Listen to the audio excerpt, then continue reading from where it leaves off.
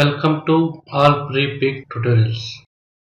Today I am going to show you how to create quick 3D square abstract background design in Adobe Photoshop.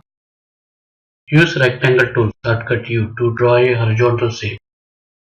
Fill color R0 G174 B239.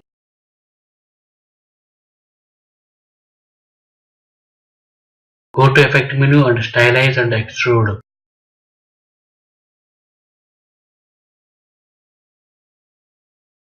Select blocks.